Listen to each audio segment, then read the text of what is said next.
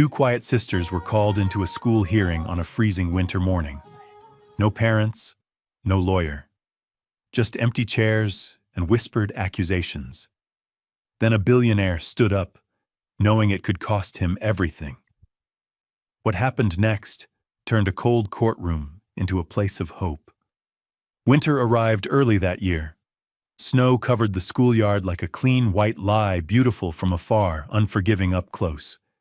The iron gates of Northbridge Elementary stood closed frost, clinging to every edge. Children waited in small clusters, laughing, stamping their boots, clouds of breath rising into the pale morning air. At the far end of the gate, Luna Harper stood perfectly still. She was 8 small for her age, her brown coat thin and frayed at the cuffs. One mitten was missing. Her other hand was tightly wrapped around her sister's. Mila, 5 years old, pressed close to her side, half hidden, her nose red from the cold. They didn't complain. They never did. Luna adjusted Mila's scarf twice, making sure it covered her chin.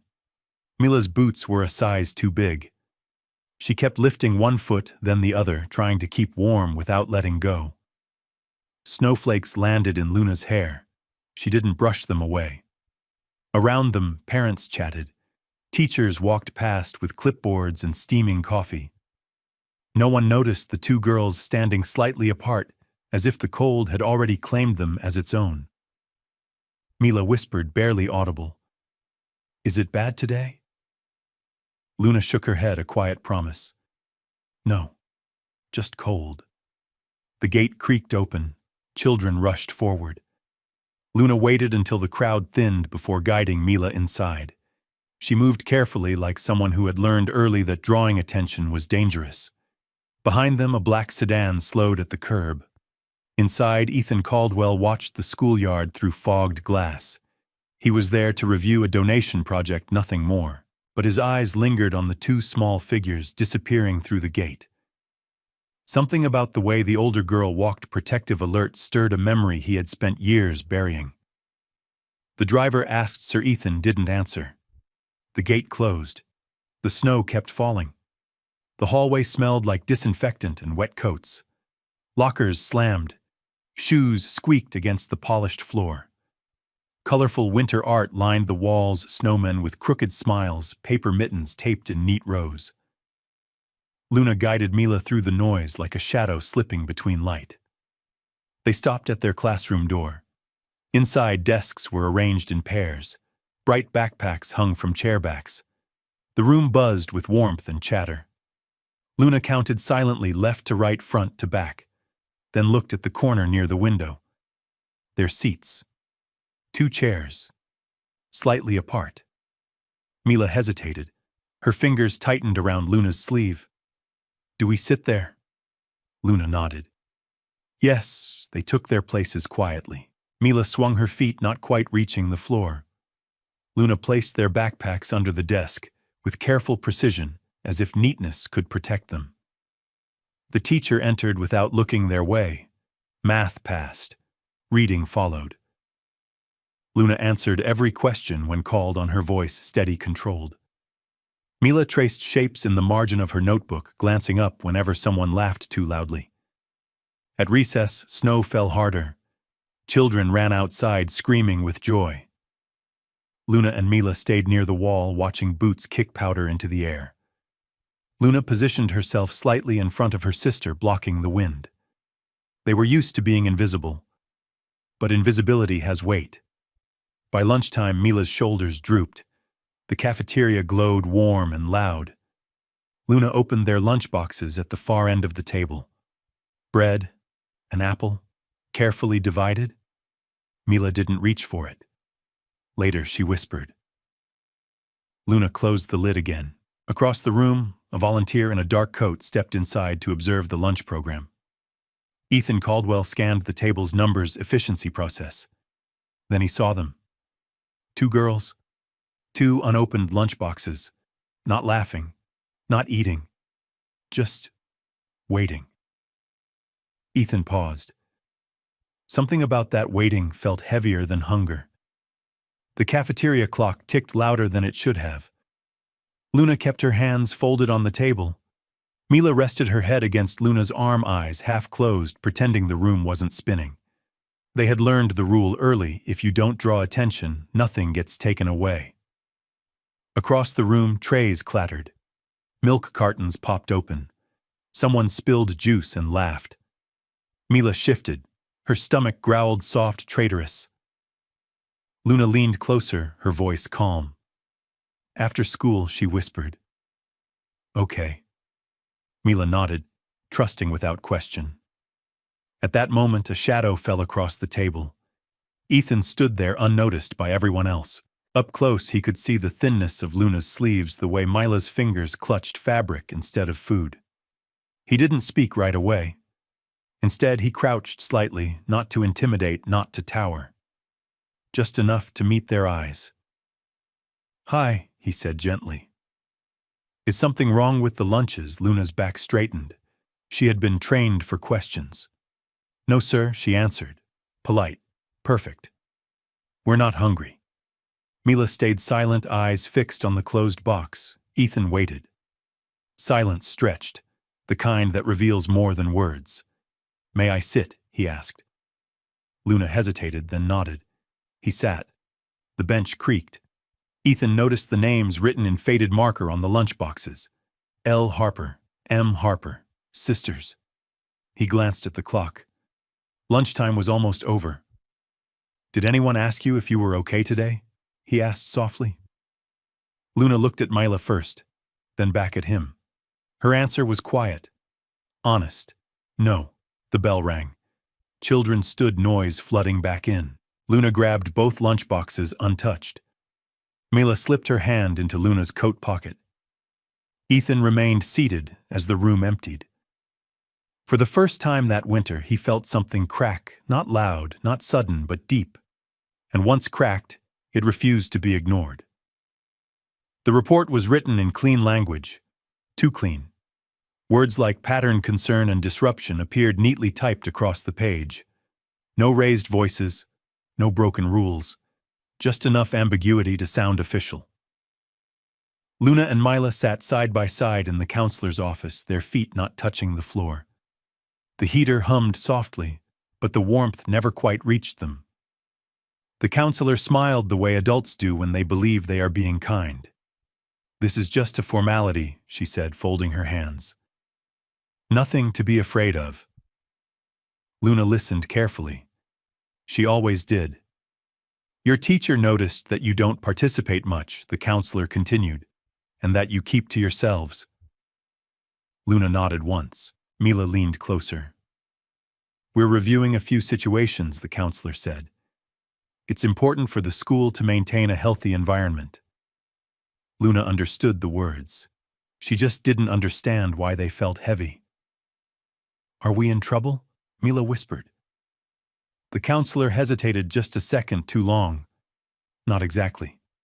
Luna felt it then. The shift, the invisible line being drawn.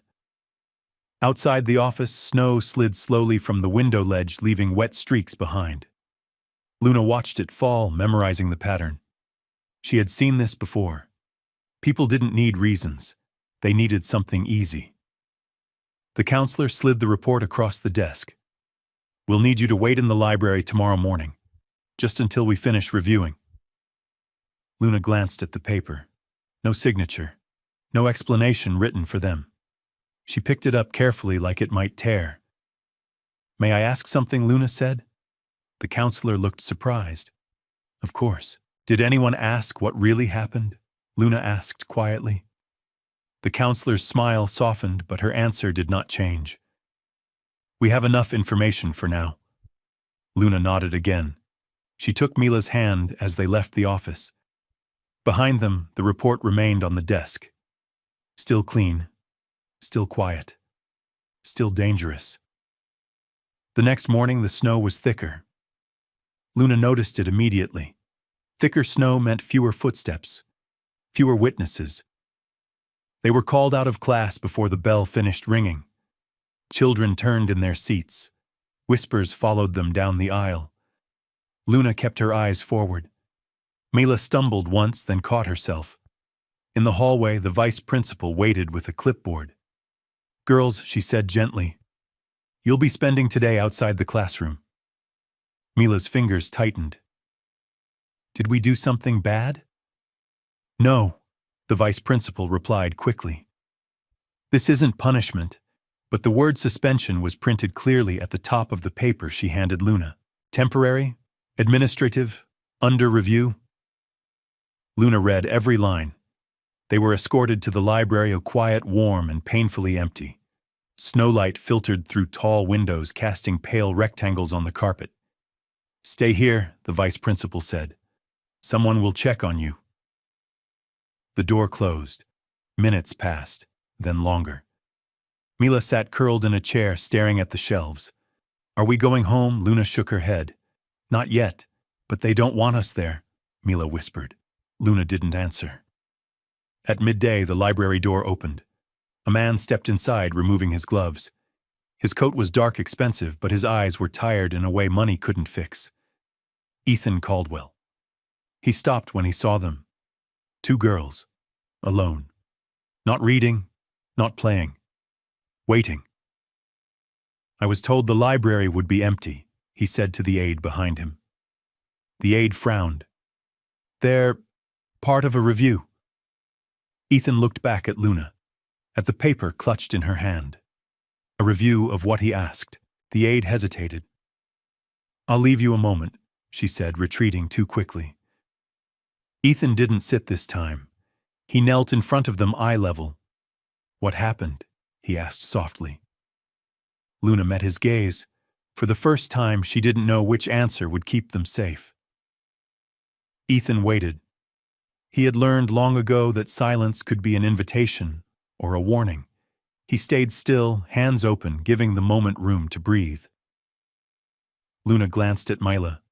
Mila looked back, eyes wide, searching for permission. Luna nodded once. "We didn't do anything," Mila said quickly, the words tumbling out. "We just sat together." Ethan felt something tighten in his chest. Luna added slower, more careful. "We didn't want to bother anyone." That sentence stayed with him. Ethan straightened slightly. "Did anyone ask you what you needed?" Luna shook her head. "Did anyone explain what this review is about?" Another shake. Ethan exhaled. He had sat in boardrooms colder than this library. He had watched people bury mistakes under paperwork and calm language. He recognized the shape of it now. "This paper," he said, gently gesturing to the notice. "May I see it?" Luna hesitated, then handed it over.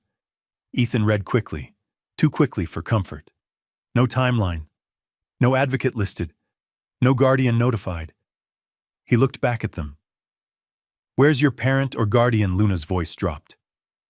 "We don't have one here." Mila's hand slipped into Luna's pocket again. Ethan stood. "I need to make a call," he said. "I'll be right outside." In the hallway, he dialed the principal's office. "I'd like to understand why 2 students are removed from class without representation," he said calmly. There was a pause. Then deflection. "School policy, I fund 3 of your programs." Ethan interrupted, not raising his voice. "And policy requires due process." Another pause. Longer. "We're scheduling a hearing," the voice finally said. Ethan looked through the glass wall at the girls sitting silently among books they weren't reading. When he asked, "Tomorrow morning." Ethan ended the call. He returned to the library and crouched in front of Luna and Mila. "There's going to be a meeting," he said. "A hearing." Mila's face drained of color. "Are they going to separate us?" Ethan didn't lie. "I don't know," he said honestly. "But I won't let you go in alone." Outside, the snow kept falling. Inside, for the first time, someone had noticed and chosen not to look away. The notice arrived before sunrise, printed on thick paper. School letterhead. Words chosen carefully, as if politeness could soften what they meant. School disciplinary hearing. Mandatory attendance. Luna read it slowly in the quiet of the library. Mila sat beside her knees, tucked up, watching Luna's face for clues. "What does it say?" Mila asked. Luna folded the paper once, then again. It means we have to listen, she said. And then Mila pressed. Luna didn't answer. When the bell rang, they were escorted not to class, but down a different hallway. One with darker walls, fewer windows. At the end stood a conference room with frosted glass. Inside, a long table waited. Nameplates were already arranged. Administrators, counselor, vice principal, all adults, all prepared. On one side of the table, 2 chairs sat empty. The chairs for parents. Mila noticed immediately. Is this where they sit? She whispered. Luna nodded. Mila's breath hitched, but no one's coming. Luna squeezed her hand, harder than usual. The door opened again. Ethan Caldwell stepped in coat, dusted with snow. He scanned the room once, then walked straight to the empty chairs and pulled one back. I'll sit here, he said calmly. A few heads turned. You're not listed as the vice principal, began. I know, Ethan replied. That's why I'm here. Silence spread across the table. This hearing concerns internal matters, the counselor said carefully. Ethan met her eyes. It concerns 2 children without representation. He placed his hand flat on the table. I won't speak unless I'm asked, he added. But I will stay. The vice principal hesitated, then nodded. Luna watched this exchange with quiet focus. For the first time since the notice arrived, she felt something unfamiliar. Not safety, but possibility. The hearing began without ceremony. No one introduced Luna or Mila. Their names were read aloud like items on an agenda. Behavioral patterns, one administrator said. Social withdrawal, another added. Luna listened, counting each word. Mila's feet swung nervously beneath the chair.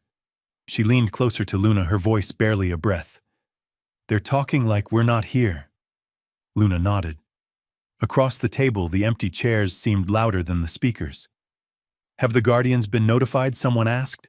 The vice principal cleared her throat. There is no active guardian on record. A pause followed. Heavy, uncomfortable. Ethan shifted slightly in his seat. So there's no one to answer for them, he said evenly. This is an internal process, the counselor replied. We're acting in the school's best interest. And theirs, Ethan asked. Another pause. They've been disruptive, a staff member said. Not intentionally, perhaps, but enough to raise concern. Luna's fingers tightened around the edge of the chair. Ethan leaned forward. Disruptive how they don't participate. They sit apart. They avoid engagement.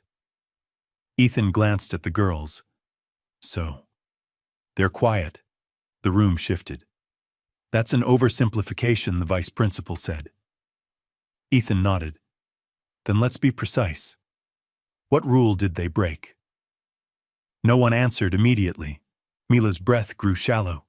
She stared at the tabletop, tracing a scratch in the wood. Luna raised her hand. The movement was small, but it stopped the room.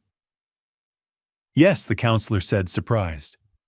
Luna spoke carefully. May I say something? The adults exchanged looks. Ethan didn't look at them. He looked at Luna and nodded once. You may, the counselor said. Luna swallowed. Did anyone ask why we sit together? Silence. Did anyone ask why we don't talk much? Still silence. We sit together. Luna continued, voice steady because it's quieter, and quiet helps my sister. Mila's eyes filled, but she didn't cry. We didn't know that was against the rules, Luna finished. The empty chairs remained empty, but the room no longer felt balanced. The counselor cleared her throat. Thank you, Luna, she said gently. But this hearing is about maintaining standards. Ethan pushed his chair back slightly. Then let's talk about standards, he said. All eyes turned to him. With respect, the vice principal said, you are not officially, I'm aware, Ethan replied, but I'm also aware of state education policy. He slid a folder onto the table. I reviewed your handbook last night. Section 12. Student Welfare. He opened the folder. pages neatly tabbed. Any disciplinary action involving minors without guardians present requires an appointed advocate, Ethan read. Temporary or otherwise. The room stiffened. That's for extreme cases, someone argued. Removal from class qualifies, Ethan said calmly. Mila's hand slipped fully into Luna's pocket now. Luna felt her sister shaking. Ethan continued. These girls were removed, labeled, reviewed, all without explanation to them or representation for them. The counselor tried to smile. Mr. Caldwell, we appreciate your concern, but Ethan stood. Not abruptly, not dramatically. Just enough to change the air. I'm willing to serve as their temporary advocate for this hearing, he said. If the board allows. The silence that followed was different. Not awkward. Dangerous. You understand, the vice principal said slowly, that doing so may raise questions. About influence, I do, Ethan replied, and I accept that. Luna looked up at him for the first time with something close to disbelief. Mila whispered, He's staying. Ethan glanced down at them. Yes, he said softly. I am. After a long moment, the vice principal nodded. Very well, she said. Mr. Caldwell, you may speak on their behalf. Ethan sat back down, but the balance of the room had shifted. Outside, the snow pressed against the windows. Inside, the hearing had crossed a line. It was no longer about school policy. It was about whether two quiet girls mattered enough for someone to stand and risk everything. Ethan did not raise his voice. He didn't need to. He placed the folder on the table and slid it forward, stopping just short of the nameplates. These are incident summaries from the last 18 months, he said, all involving students flagged as non-participatory. The counselor frowned. Those records are confidential. They were, Ethan replied, until patterns emerged. He flipped the folder open, pages filled with dates, ages, short descriptions, all written in the same neutral tone. Too neutral. Luna leaned forward slightly. Mila stayed still. Notice anything familiar? Ethan asked the room. No one answered. Ethan tapped a page. Every student listed here comes from a low-income background. Everyone. A chair scraped softly against the floor. That's a coincidence, someone said. Ethan shook his head. Coincidences don't repeat this cleanly. He turned another page. Each case ended the same way, he continued. Quiet removal. Internal review. No appeal. The vice principal's jaw tightened. We act in the best interest of the school community. And what about the children? Ethan asked. Silence. Luna studied the pages. She recognized the language now. She had heard it before. Words meant to close doors without slamming them. Do these files include outcomes? Ethan asked. They're not relevant, the counselor replied. Ethan closed the folder. They're the only thing that's relevant. He leaned back and looked at Luna and Mila. Did you know, he asked gently, that you're not the first? Luna's fingers curled slowly. Mila whispered. Others, Ethan nodded. Others who sat quietly. Others who didn't complain. Luna felt heat rise behind her eyes, not anger, not fear. Understanding. The hearing room no longer felt like a school. It felt like something much older and much more fragile. The counselor adjusted her glasses. Luna, she said, softening her tone, is there anything else you'd like to share? Luna hesitated. This was the moment she had prepared for without knowing it. She glanced at Mila. Mila nodded once, barely noticeable. Luna drew in a slow breath. Yes, she said. Her voice did not shake. I knew the report would happen, Luna continued. I knew if we talked too much, someone would notice us. The room stilled. So I told Mila to stay quiet, Luna said. I told her not to answer questions unless I said it was okay. Mila's eyes widened, but she didn't interrupt. I thought if we were invisible, Luna said we could stay. Ethan felt something break open in his chest. The counselor's pen stopped moving. You chose not to speak, the vice principal asked. Luna nodded. Because when children speak, adults decide things. No one corrected her. I didn't want them to decide for my sister, Luna said. I just wanted school to be safe. Mila finally spoke, her voice small. She tells me when to breathe. A few heads bowed. Ethan leaned forward. Luna, he said quietly. You shouldn't have had to do that. Luna looked at him, but I did. The counselor cleared her throat. This hearing is about behavior, it's about survival, Ethan said, cutting in. Not sharply, just truthfully. He looked around the table. You labeled caution as disruption, he said. You punished protection. The vice principal shifted. That was not our intent. Intent doesn't erase impact, Ethan replied. Luna reached for Mila's hand under the table. For the first time, Mila squeezed back, not in fear, but relief. Luna had spoken, and the room could not unhear her. The hearing no longer followed the agenda. Questions came faster now, less rehearsed.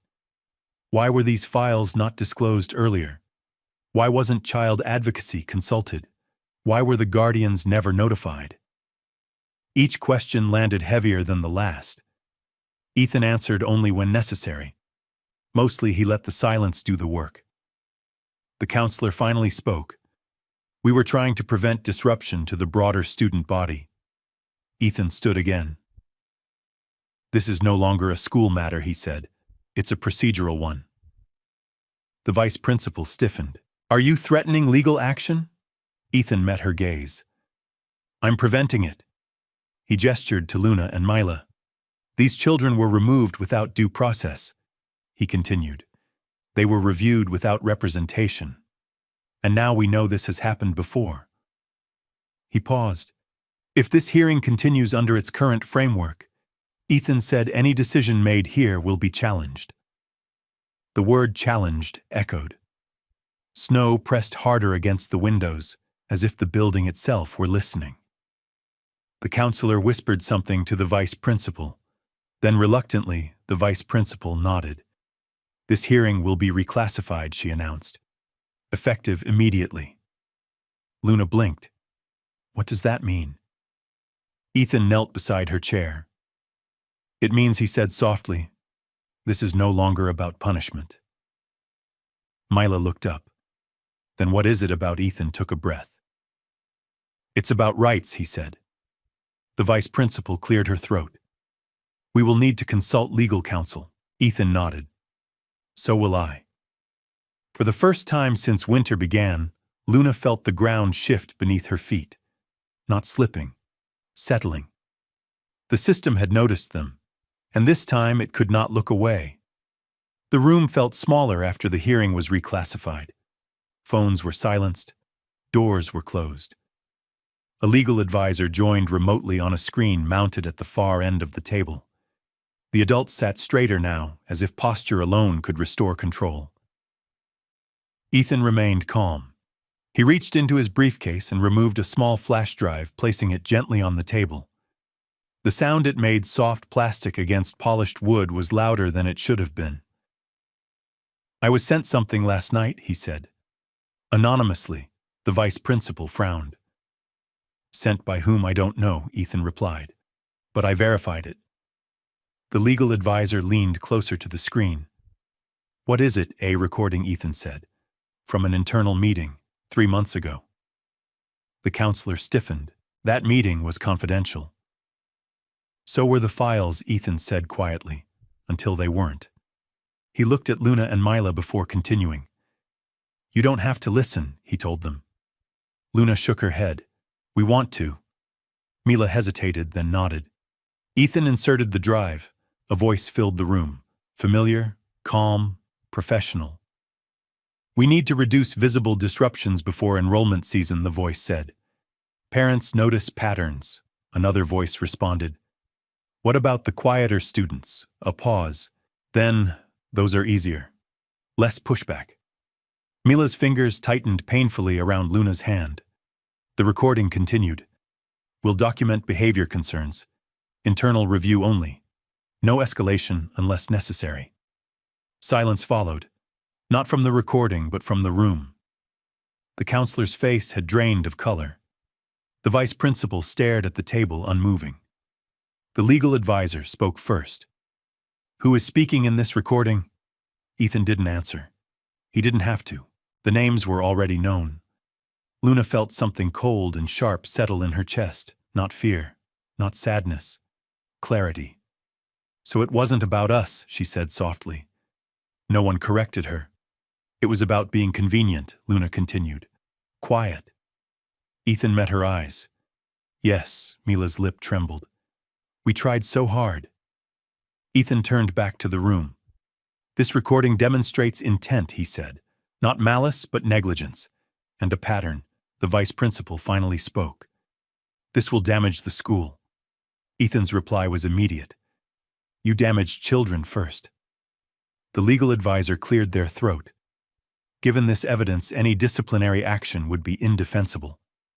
The counselor whispered, "We were trying to protect the institution." Ethan's voice softened. "Institutions don't feel cold. Children do." Snow slid down the windows again, slower this time. The recording ended, but the damage had already been done. The room stayed quiet longer than anyone expected. Adults often believed silence meant resolution. They were wrong. Mila was the one who broke it. Her shoulders had been shaking for a while before anyone noticed. Small, uneven breaths. Her face buried into Luna's sleeve. Luna felt it immediately. "Mila," she whispered. Mila lifted her head. Her eyes were red, unfocused, overwhelmed by words she didn't understand, but somehow felt responsible for. "I tried," Mila said suddenly. Her voice cracked. "I really tried." The counselor leaned forward. "Sweetheart." I sat still. Mila continued louder now. "I didn't talk. I didn't cry. I didn't ask for help." Her words tumbled over each other, years older than her age. "I just wanted to stay with my sister," Mila said. "That's all." The room shifted. This was no longer policy, no longer procedure. This was human. Luna pulled Mila into her chest, rocking her gently. "You did nothing wrong," she whispered. "Nothing." Mila sobbed harder. "But they were going to send us away." Ethan stood his chair, scraping loudly. "No," he said firmly. "They are not." The vice principal raised her hands. "No one decided that you set it in motion," Ethan replied, his voice low but unyielding, and she felt it. The legal advisor spoke again. "This hearing has exceeded school jurisdiction." "What happens now?" Luna asked quietly. Ethan knelt beside them. "Now," he said, "we make sure you're safe." Mila looked up at him through tears. "Together," yes, Ethan said without hesitation. "Together." The counselor wiped her eyes. "We never intended to," Ethan interrupted gently. "Intent doesn't hold a child at night." The legal advisor cleared their throat again. "Given the evidence and the emotional impact demonstrated, I recommend immediate cessation of disciplinary proceedings." The vice principal nodded slowly. "Agreed." Luna felt the weight lift, not fully but enough to breathe. Mila's crying slowed. She pressed her face against Ethan's coat without asking permission. He didn't pull away. Instead, he rested his hand lightly on her back. Outside, the snow finally stopped falling. The decision came quietly. No gavel, no announcement. Just a shift in language. Proceedings suspended. Findings nullified. Formal apology issued. The words were read aloud, but Luna barely heard them. She was watching Ethan's face. He looked relieved but not satisfied. "What about them?" he asked, gesturing to Luna and Mila. The vice principal hesitated. "They may return to class immediately." "And tomorrow," Ethan pressed. "And next month," he added. "And next winter," the room understood the question. The counselor folded her hands. "They will be monitored more closely." Ethan shook his head. "That's not protection. That's surveillance," the legal advisor interjected. "The children require a long-term advocate." Silence fell again. The vice principal spoke carefully.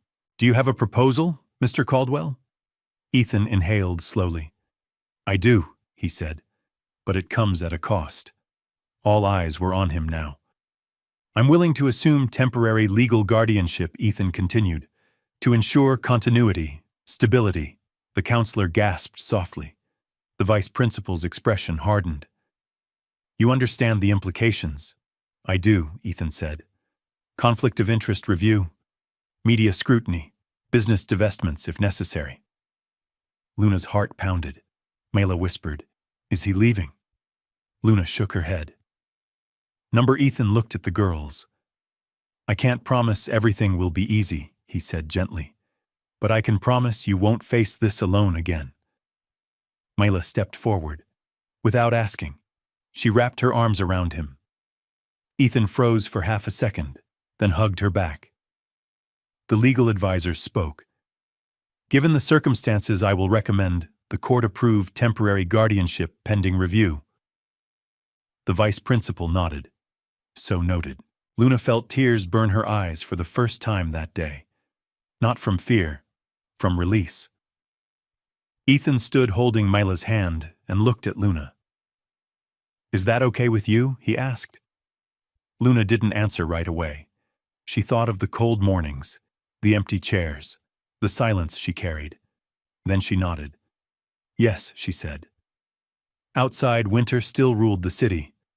But inside that room, something irreversible had changed. The paperwork didn't feel like paper. It felt like gravity.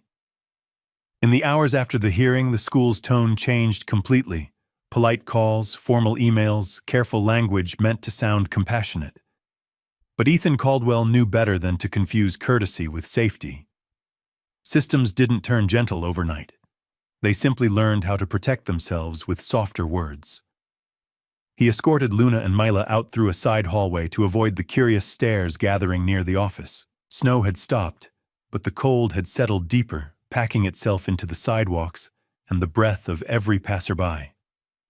Ethan's driver opened the car door, and for a moment the girls froze, unsure if they were allowed inside something that clean. "It's okay," Ethan said. "This is just a ride."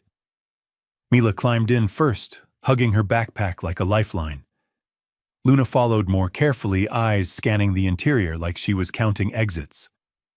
Ethan sat across from them, his phone already buzzing.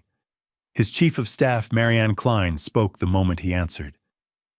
"Ethan, the school board has contacted legal, and 2 local outlets are asking why you attended a disciplinary hearing." "Because 2 children were alone," Ethan said. A pause. "You understand what they'll imply." "I don't care," he replied. "You will," Marianne said quietly, not unkindly.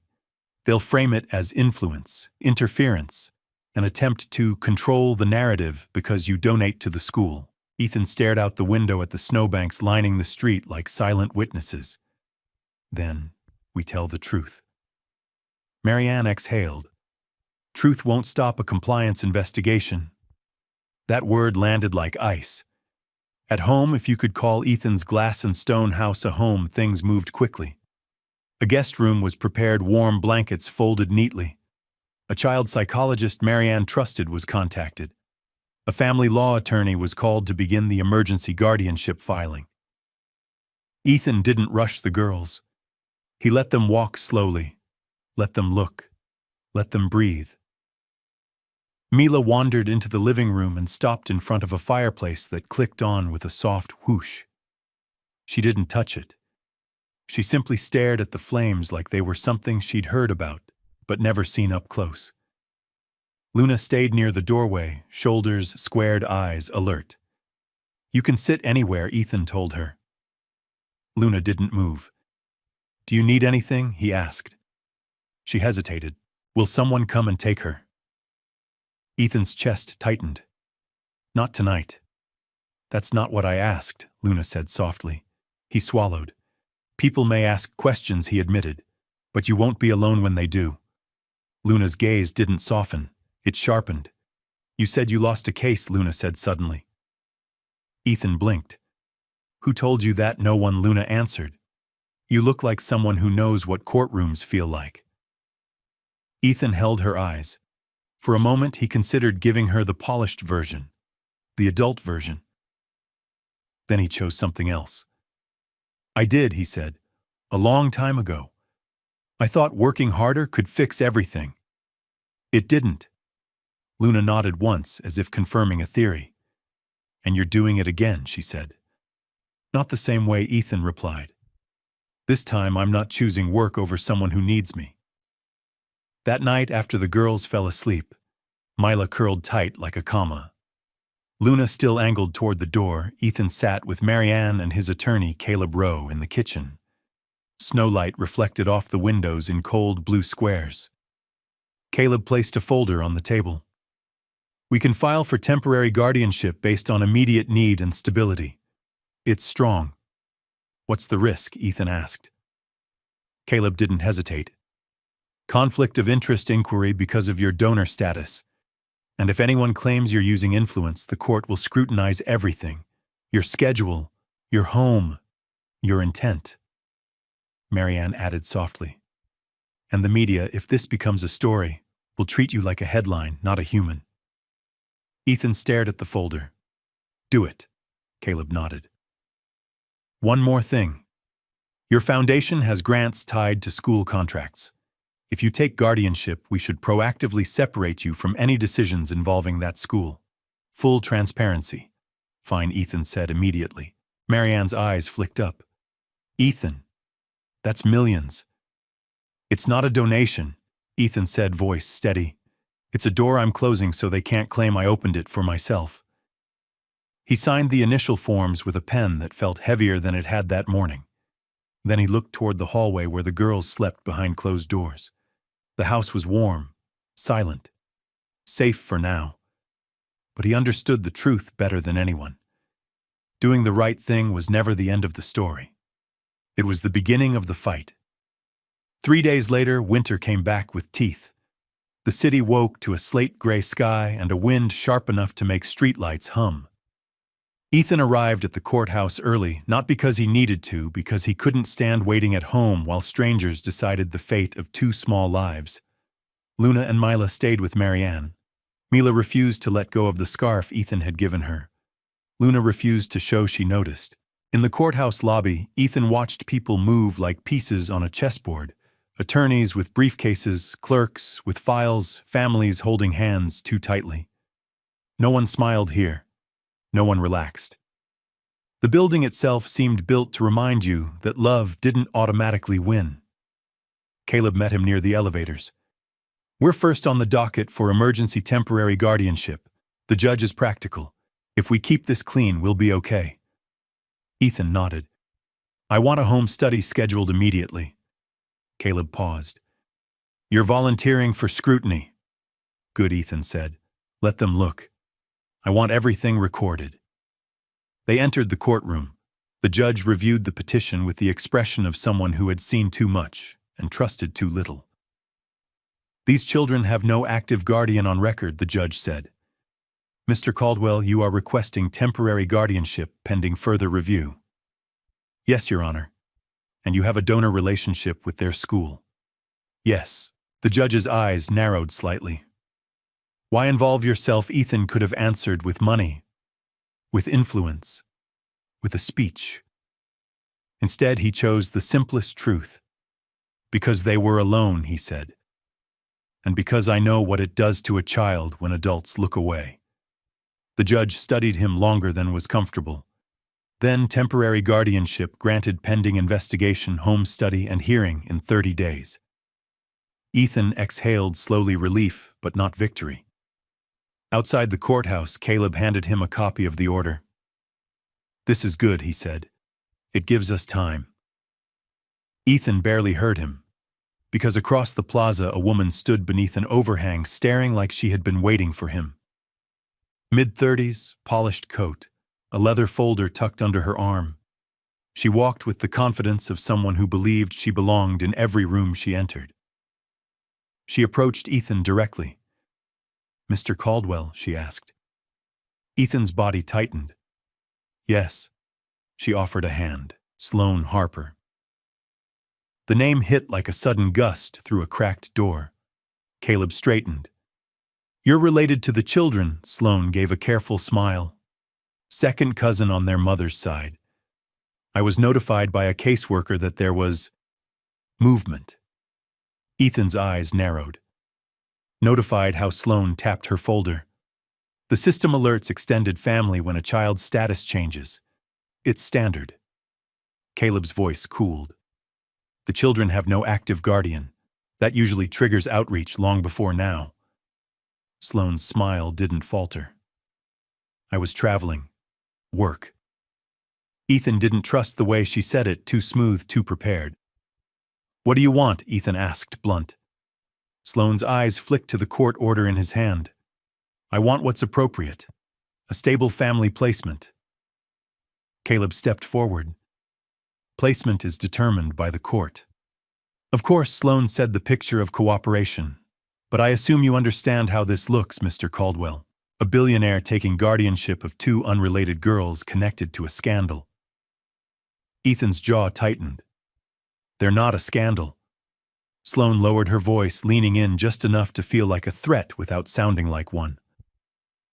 "Then you won't mind a full hearing." Caleb's eyes hardened. "If you're a viable relative, the court will consider it. But your timing is questionable." Sloane lifted her shoulders slightly. "Timing is not my fault. Opportunity is." Ethan stared at her. "Opportunity." Sloane's smile turned almost apologetic. "The state provides benefits. There are also scholarship funds. And reputational value, if I'm being honest. Two girls attached to a public story can attract a lot of charitable attention." Caleb inhaled sharply. "You just admitted I admitted reality," Sloane said, still calm. "You live in reality too, Mr. Caldwell. You're just used to calling it something nicer." Ethan felt something cold settle behind his ribs. This woman wasn't here for Luna. Or Mila. She was here for what the girls represented. Ethan's voice dropped. "You won't use them." Sloane's eyes gleamed. "Then prove it. In court." She turned to leave, heels clicking against stone, then looked back once. "Oh," she added lightly. "They'll ask the girls where they feel safest. Children's preference can matter." Ethan didn't blink. Sloane walked away into the winter wind. Caleb leaned closer. "She's going to file." Ethan stared after her. "Let her." He looked down at the court order in his hand, the seal still fresh, still warm from the printer. A temporary victory. A fragile one. And now a new fight had stepped out of the snow. That evening, Ethan didn't tell the girls everything. Not because he wanted to hide the truth, because he refused to make them carry the weight of adult ambition. But children had a way of sensing storms before adults admitted they existed. Luna noticed the moment Ethan stepped into the house. He moved a fraction too carefully. He hung his coat as if it might break. His eyes checked the hallway twice. Mila ran to him anyway, arms open, trusting the way only a child can when someone has proven they will stay. Ethan lifted her gently. "Hey, bug." Mila pressed her face into his shoulder. "Did you win?" Ethan closed his eyes for a brief second. "We got a good step." Luna stood by the living room doorway, arms folded tight. "That's not an answer," she said. Ethan set Mila down and looked at Luna. "You're right." He took a slow breath and chose his words like he was placing stones across ice. "A relative came forward today," he said. "Someone who says she's family." Luna's face didn't change, but her body did. She shifted slightly in front of Mila without thinking. Mila's small voice shook. "Are we going away?" No, Ethan said immediately. "Not tonight. Not without a judge. Not without me there." Luna's eyes flashed. Family didn't come before. Ethan nodded. "I know." He sat on the edge of the couch, keeping his posture open, no pressure, no trap. "Her name is Sloane Harper." Mila's mouth opened slightly. Harper. Luna's hand tightened around Mila's shoulder. "We don't know her." Ethan's voice softened. "The court will want to meet her. The court will also want to hear from you." Mila's eyes widened. From us, Ethan nodded. They may ask where you feel safest. Mila's breath quickened. Together, she said at once. With Luna. Luna's voice was steady, but her eyes were bright. She stays with me. Ethan's throat tightened. I want that too. And I'm going to fight for it. Luna stepped closer. Are you going to lose again? The question was quiet, but it cut. Ethan didn't flinch. He didn't pretend. I don't know, he admitted. Courts are complicated. Luna's chin lifted. Then why did you do it? Ethan held her gaze. Because when you're a child, maybe is still better than no one. The room stayed silent. A log cracked softly in the fireplace. Warmth filled the space. Mela stared at the flames as if they were proof that cold didn't have to last forever. Marianne entered from the kitchen, her expression careful. She set a mug of cocoa in front of Mila and another in front of Luna. Luna didn't touch it. Marianne looked at Ethan. Sloane filed a notice of interest, she said gently. We'll get a hearing date soon. Mila's hands trembled around the mug. Do they take kids away? Ethan leaned forward, voice low, grounding. The court's job is to choose what's best for you, and I'm going to make sure they see the truth. Luna's eyes narrowed. What truth? Ethan hesitated, then decided she deserved it. That she didn't come because she loves you, he said. She came because she wants something. Mila frowned, confused. Luna didn't look confused at all. She wants us to be useful, Luna said softly, as if naming something she'd always understood. Ethan's chest tightened. Yes, Luna swallowed, then spoke with a steadiness that didn't belong to 8 years old. Then the court should know, she said. Ethan nodded slowly. And we'll tell them, carefully, respectfully, clearly. Mila looked from Luna to Ethan. Will we have to talk in front of strangers? Ethan reached for her small hand. Only if you're comfortable, and you'll have support. Luna's voice dropped. If they ask me, I can do it. Ethan looked at her, really looked. The way she stood like a shield. The way she carried Mila's fear like it was her responsibility. No, he said gently. You don't have to carry everything anymore. Luna blinked fast, but Ethan's voice softened, but it didn't bend. You can be 8. Luna stared at him as if the concept was foreign. Mila leaned into Luna's side and whispered, Can we just stay? Ethan's eyes burned. He forced his voice steady. That's the plan, he said, and I'm not changing it. Outside, the wind rattled the window frames. The winter world tried to remind them it was still in charge. But inside the house, something else was taking root, quiet and stubborn. A kind of warmth that didn't pretend the cold was gone, only that it could be endured. Together. The courtroom smelled faintly of old paper and cold air. Outside, snow fell again, slow, deliberate, as if winter itself had come to listen. Luna and Mila sat side by side on the wooden bench, their feet barely touching the floor. Mila clutched Luna's sleeve. Luna kept her back, straight, eyes forward. Ethan sat behind them, close enough to feel far enough to let them breathe. Across the aisle, Sloane Harper adjusted her coat and offered a measured smile to the judge. She spoke confidently about stability, about family ties, about opportunity. Her words were polished, practiced. When it was Ethan's turn, he stood. He didn't speak about money. He didn't speak about resources. He spoke about mornings, about unopened lunchboxes, about 2 empty chairs. I'm not here because I can give them more, Ethan said quietly. I'm here because I won't ask them to disappear to make life easier. The judge listened without interruption. Then came the question everyone feared. Luna, the judge said gently, Do you understand why we're here?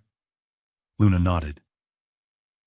Do you feel comfortable telling the court where you feel safest? Luna took a breath. She didn't look at Sloane. She looked at Mila. Together, Luna said, where she doesn't have to be quiet. The room held its breath. The judge nodded slowly. Snow pressed against the windows. Winter waited. The ruling took longer than expected. Legal language filled the room, conditions, reviews, safeguards. Ethan listened carefully, ready for whatever cost followed. Then the judge spoke the words that mattered. Permanent guardianship is granted effective immediately. Mila gasped. Luna closed her eyes. But the judge wasn't finished. However, she continued, Mr. Caldwell's business interests connected to the school district must be formally severed to avoid future conflicts.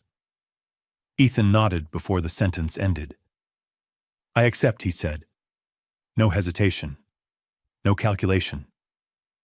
Marianne's breath caught behind him. The judge looked directly at Ethan. You are aware this will require significant divestment? Yes, Ethan replied. They're not an investment. Sloane's smile finally faded. The gavel came down soft but final. Mila turned to Ethan, eyes wide. Does that mean? Ethan knelt in front of her. It means you're staying. Mila threw her arms around him. Luna stepped forward more slowly. Are you sure, she asked, still guarding him even now? Ethan smiled gently. I've never been more sure. Winter did not end that day. But something loosened its grip. Spring came quietly. The snow melted into thin rivers along the sidewalk, leaving behind damp earth and the promise of warmth. The school gate stood open, no frost clinging to its edges. Luna and Mila walked toward it side by side.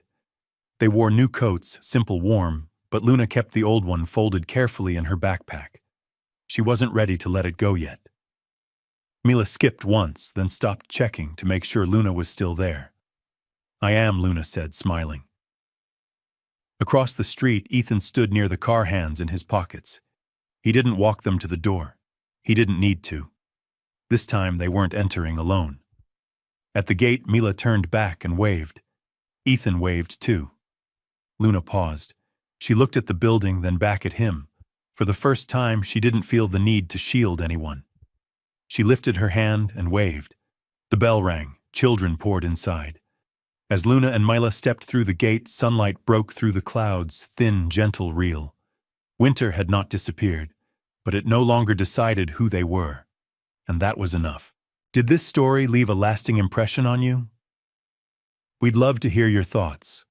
Leave a comment, rate it from 1 to 10, and tap the end screen to see another heartwarming story waiting for you. Don't forget to like, share, and subscribe, then tap the bell icon so you don't miss any new stories. Until our next story.